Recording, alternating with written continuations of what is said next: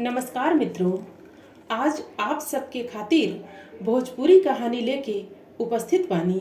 आज के कहानी बा सखी। मित्रों, कहानी में आगे बढ़े से पहले आप हमारा चैनल के अवश्य सब्सक्राइब कर लेब, वीडियो के लाइक और अपने मित्रों से शेयर करब। एक छोटा सा कमेंट्स लिख के हमार उत्साह वर्धन त जरूर करब मित्रों। तो आई आनंद लिहल जाओ कहानी के। मित्रों, खेदारू के बियाह फूला संगे बड़ी धूमधाम से भइल। विदाई के बेरा फूला के माई बाप, भाई भौजाई, चाचा चाची सभे उदास रहे। फूला के सखी चमेलियो कम उदास ना रहली, बाकिर केहू का करित, बेटी के त एक दिन बहुरिया बनही के पड़ेला। फूला के आंकवारी में भर के चमेली इतना लोर बहवली कि भादवो शर्मा गईल। भदवारी में त बरखा के बाद आसमान साफ हो जाला, बाकिर चमेली के आँखियन से न बरखा ओरात रहे न बादर। विदाई भइल नवसे आ उनके घर के सभे बहुत निहाल रहे। एने कार में बहुरिया के साथे नवसे प्रेम रस में नहात रहलन, त ओने घर के मेहरारू समाज बहुरिया के इंतजार में नाचत गावत रहे। बाकिर भगवान जी के मर्जी के का कहल जा, उहाँ के त कुछ औरिये मंजूर रहे। बड़ी जोर के आंधी आइल, सड़क के दोनों बगल रहे बड़े बड़े पेड़, बीचे बीचे निकसत रहे बरातिन के काफिला। अचानक एगो पेड़ गिरल, टैक्सी में बैठल खेदारू के बाबूजी घाही हो गइलन। अब का होखो, सभे उनके लेके अस्पताल पहुंचल। डॉक्टर कहलन कि गहिर चोट लागल बा, ऑपरेशन करे के पड़ी, कम से कम 50,000 के इंतजाम करी लोगिन। घरे त फूटल कौड़ी ना रहे, कहाँ से आइत 50,000। बड़ी धवला के बाद नेउर सेठ ब्याज पर रुपया देवे के तैयार हो गइलन। शंकर के चीर फार दवा दारू भइल, कुछ दिन में उ त ठीक हो गइलन, बाकिर 50,000 के कर्जा कौनो रोग से कम ना रहे। खेदारू बेचारू का करते, क्रिया खा लेहलन कि जबले हम कर्जा ना चुकाइब अपना मेहरारू के देही ना छुआइब। खेदारू कमाए दिल्ली जात रहलन। उनकर मेहरारू बहुते उदास रहली। करिया बादर घेरले होखे, धान पानी बिन सूखत होखे, आनी आवे अब बादर उधिया जा, बुनियो ना पड़े, त डरेरा पर आस में बैठल किसान के जैसन बुझाला। कुछ ओइसने बुझाइल फूला के। उनकी आँखियन से लोर झरे लागल। खेदारू के जाते फूला के रोज ताना मिले लागल। ई कुलच्छनी के आवते घर बिला गईल। ई मरियो जाइत त करेजा जुड़ाइत, औरियो का जाने कवन कवन ताना सुत उठ के मिले, बाकी फूला के कान से सुनस आ ओ कान से निकाल देस। कबो हिया में ना जोगावस कौनो बाती। खेदारू वेंडिंग के काम सीख लेले रहलन। महीना में 10-11 हजार बनिए जात रहे। हर महीना 1-2 हजार भेजियो देत रहलन। यही तरह 3 साल बीत गईल। खेदारू नगदे पैसा कमा लेले रहलन। सोचले अब घरे चले के चाही, आखिर बियजियो तो बढ़ते जाता। आ फूला उ त हमके एको क्षण ना बिसारत हुईहन, हमके देखते कितना निहाल हो जइहें। खेदारू सब सामान सरियवले आ भिनसारे वाला गाड़ी पकड़ लेहलन, बाकिर उ का जानत रहलन कि उनका पीछे एगो हारिफ लागल बा। खेदारू हरीफवा के बड़ा शरीफ समझलन आ अपना लगे बैठा लेहलन। ए भाई, कहाँ जाए के बा? आ तहर नाव कहा? जाए के बा सिसवनिया, आ नाव ह। खेदारू तू कहाँ जइब? हमरो त ओनहे चले के बाटे, बाकिर हम गोरखपुरवे में उतर जाए। बड़ा संजोग ठीक बा ए भाई कि हमनी के एके ओर जाए के बाटे।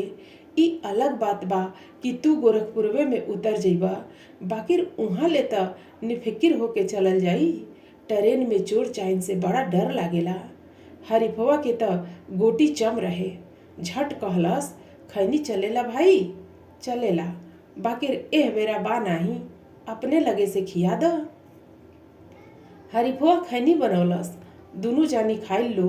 ऊ खैनियों में का जाने का मिला देले रहे कि खेदारू अचेत हो गईलन।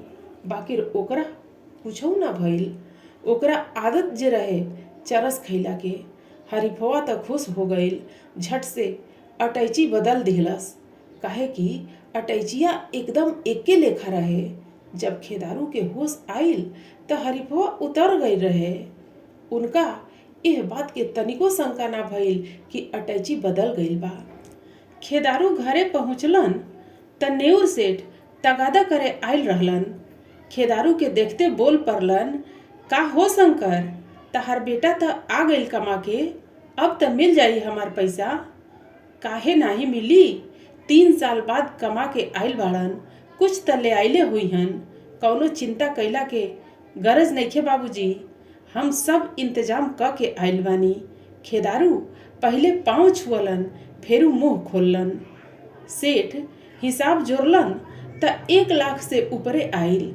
खेदारू घर में जाके अटैची खोललन त ओहमे किताब कापी रहे, पैसा त रहबे ना कइल। खेदारू समझ गईलन कि अटैची बदला गईल बा। अब का होखो, सभे कपारे हाथ ध लिहल।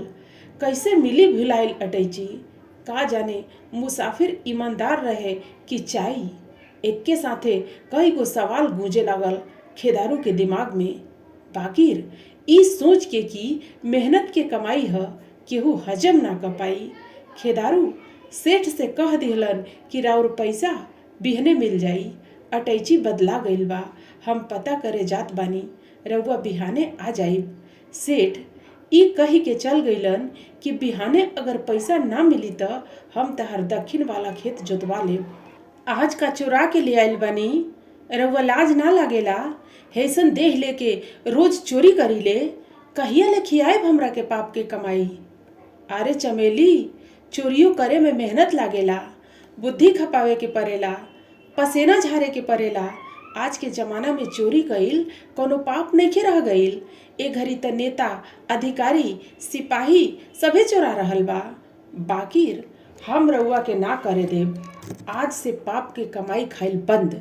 रउआ मेहनत से कुछऊ कमा के ले आएब त ऊ खैला से देहियो पर हेरा चढ़ी आ मनऊ खुश रही। जाई हई अटैची लौटा के आई। हम ना लौटा सकीले चुरावल माल त ठीक बा, मत जाई, हम ही जातानी, कहीं डूब धस के मर जाएब। का अनाप शनाप बोलत रहेलू, कौनो पता ठेकान रही तबे नु लोग केहू लौटाई। चमेली अटैची खोलली त लाखन रुपया आ खेदारू संगे फूला के फोटो देख के चिहा गईली। अरे ई त सखी के अटैची ह। कौन सखी? अरे उहे जिनके ससुर के एक्सीडेंट हो गईल रहे। ओई दिने जहिया उनकर विदाई रहे, उनके ससुर के दवाई में ढेर कर्जा हो गईल रहे। आ खेदारू कसम खैले रहले कि जबले उ कर्जा ना चुकइहे तबले अपना मेहरारू से देही ना छुअइहे। अच्छा, उ तहार खुशी यही में बा त चला रुपया लौटा आइल जा। अब तहरा खुशी से बढ़ के रुपया नइखे नु। चमेली आ मोहन पैसा लेके खेदारू के घरे पहुंच गईल लो। खेदारुओ जब पता ना लगा पौले त हार पाँच के घरे आ गईलन। घरे मोहन के बैठल देखले त उनके जीव में जीव पड़ल। फूला से कौनो मेहरारू हंस हंस के बतियावत रहे आ उनके बाबूजी से मोहन खेदारू लगे आ गईलन। का हो, तू आ गईला? हाँ ए खेदारू भाई, हमार मेहरारूओ आइल बाड़ी, तहरा औरत के सखी। हमनी के तहार रुपया लौटावे आइल बानी जान। हमरा से बहुत बड़हन गलती हो गईल, हो सकी त माफ कर दिहा। अब ला हई आपन अमानत। मोहन अटैची खेदारू के दे दिहलन।